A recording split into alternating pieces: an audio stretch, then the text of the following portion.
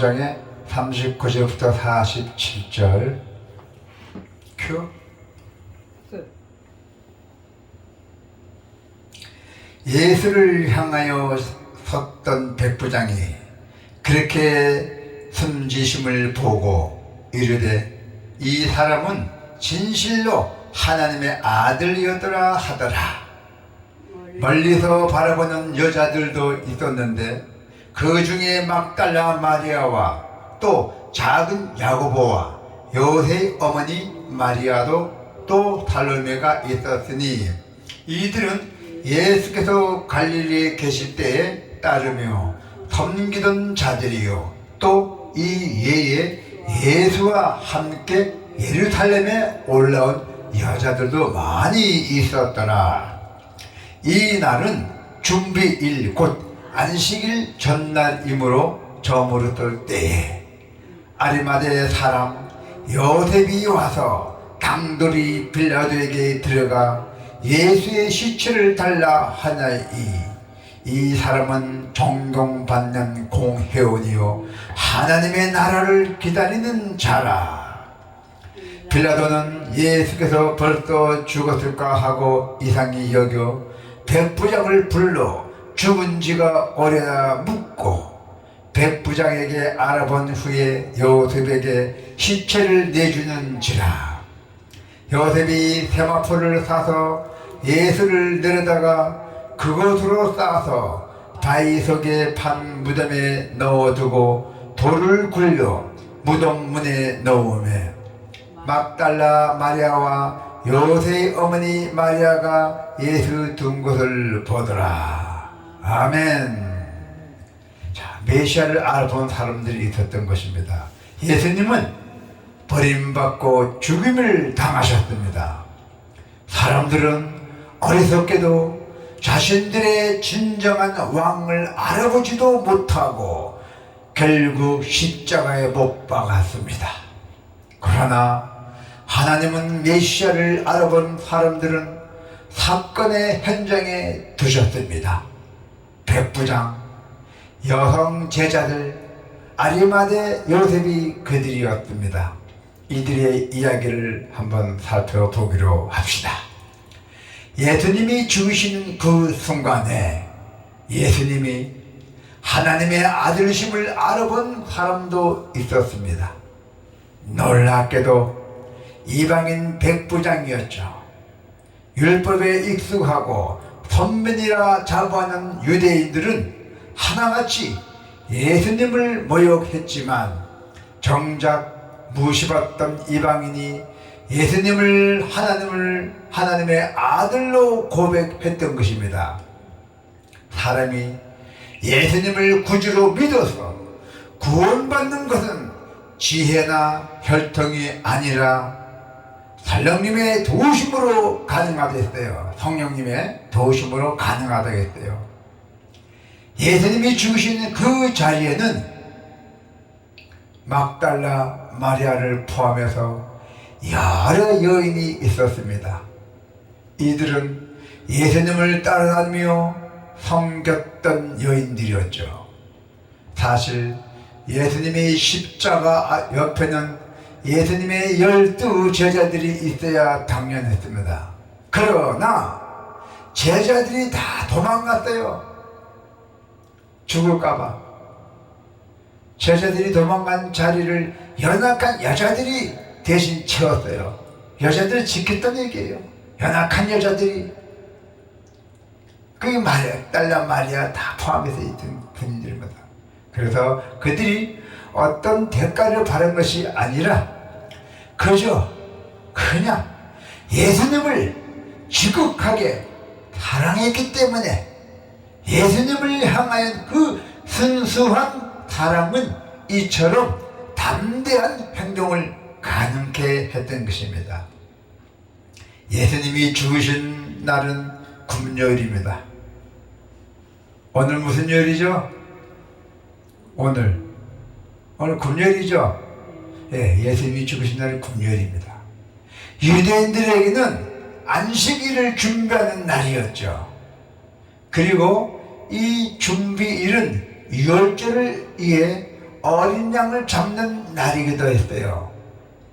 예수님은 친히 유월절 어린 양이 되셔서 우리를 위해 죽으신 것입니다. 사람들은 본인들이 유월절을 준비한다고 생각했지만 진짜 구원을 준비하고 성취하신 분은 오직 주님이었습니다. 우리는 아무런 공로가 없습니다. 하나님이 어린 양을 준비하시고 예수님이 친히 그 어린 양으로서 죽으셨기에 죄의 저주가 우리를 건너뛰어 넘어갔습니다. 아멘. 아리마대 사람 요셉이 담대하게도 빌라도에게 예수님의 시체를 요구하고 있습니다. 이는 상당히 놀라운 일이죠. 예수님의 장례를 치른다는 것은 예수님이 동조자 내지는 공범으로 물려서 처형받을 수 있어요. 제자들 다 도망갔죠. 제자들이 공범으로 물려서 처형받을까봐. 그러나 요셉은 그렇지 않았잖아. 요셉님이 찾아가서 장례 치러대니 예수님이 시체를 달라고 했잖아요. 잘못하면 공범으로 물려도 처형을 받을 수 있는 일이기 때문이죠.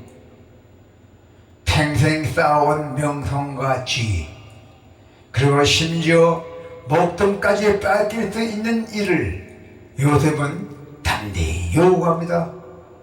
나의 주를 예수님은 시체를 달라고 그렇게 담대하게 요구합니다. 죽을 각오하고. 모두가 도망간 그 자리에서 오히려 더 확고해진 믿음으로 주님만 바라보는 우리가 되기를 소원하고 기도합시다. 아멘. 자, 요셉은 빌라도에게 예수님의 시체를 요구했잖아요. 그는 예수님의 시신을 개인 무덤에 장사를 지냈습니다. 기존에 예수님을 추종하던 자들은 그분이 비참하게 죽음을 당하시자 크게 실망해서 흩어졌어요. 각자 갈 길을 갔던 것이었어요. 제자들이. 하지만 하나님은 그러한 순간에도 몇 사람을 불러서 이후에 구원 계획을 하나씩 이루어 가셨어요. 우리가 하나님이 부르시는 그 일꾼들이 되었으면 좋겠다는 것입니다. 하나님이 부르시는 일꾼들, 우리 신경주 성도도 하나님의 일꾼이 되어야 돼.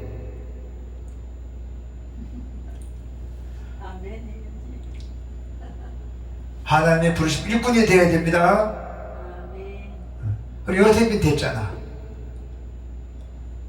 그래서 여러분들과 같이 꼭 하나님이 부르시는 일꾼이 되길 바랍니다.